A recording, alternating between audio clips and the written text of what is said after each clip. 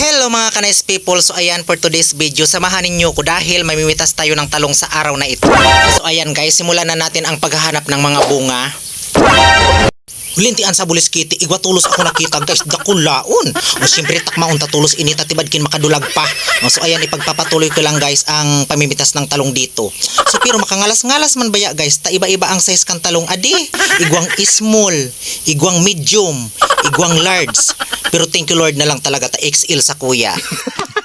Siyempre, dax tayo guys, sa gifted tayo. Siyempre guys, masiramon ining talong ilag sa tilapia. So mga mauumbok baga na tilapia guys, buda aralapadon tapos mamula-mula ang pisngi, siram sana. Puwerteng na ang buda pagkatapos mong magkaon sabay turog-turog, puwerte. Tapos pag mata mo, balbal ka na naman, siram. So ayan guys, iikutin lang namin itong talungan na ito dito para makarami kami dito ng mga mapitas namin. Tapos yan, ilalagay lang namin dito sa aming mga lagay-lagayan yan na mga lagayan na yan para mapuno ang aming mga lalagyan.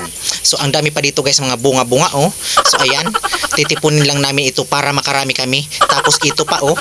So ang dami pala dito mga talong-talong na mga tanim ni Papa guys. Oh, ito pa oh. Oh, ang laki, ang haba. Isus, ang lusog ng mga talong na ito guys. Nakikita ninyo yan? Ang lalaki. Kaya gustong gusto ko talaga dito guys pag umuwi sa amin, nagre-relax ako dito sa aming mga taniman kasi ang ganda-ganda dito sa mga ano na ito, sa mga taniman namin. Tapos marirelax ka talaga pag umuwi ka dito sa bahay namin kasi dito ka lang pupunta para magpahinga tapos pipitas-pitas ka lang dito ng mga gugulay-gulayin mo dyan oh. Ang dami ditong mga talong. So ayan guys oh, nakarami na kami dito oh. Ilalagay ko lang dito sa plastic na ito oh. Yan sa supot na yan oh, malapit nang mapuno ang plastic guys. So ayan din guys oh, ang dami ditong okra. So ang okra na yan guys oh, syempre bagay na bagay yan dito sa talong kasi yung okra na yan, yan ang magbibigay dulas at yan ang magbibigay ng laway-laway dito sa talong na yan. O syempre kapag walang okra, ano ba ang magbibigay ng dulas? So ayan guys, ang dami-dami ditong mga okrang, mga malulusog na mga okra na ito. So ang okra na yan, sinadya talaga yan na tinanim dito sa pagilid ng mga talong kasi ang okra na yan, siya ang magbibigay ng dulas dito sa talong na yan para maglaway-laway ang talong. Di ba guys? Kapag may laway, madulas. Di ba?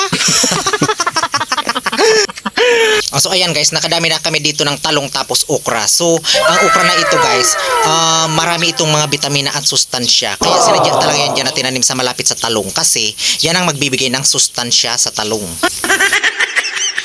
Ang lalaki baya guys ng mga bunga oh. Ang dami, bawat puno ang dadami ng mga bunga oh. Ang lulusog pati ng mga bunga tapos ang hahaba.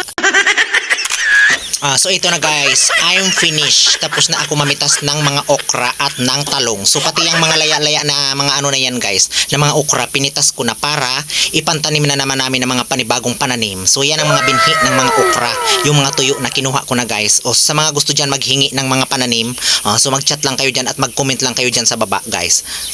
Sige na guys, babay na taang dulas.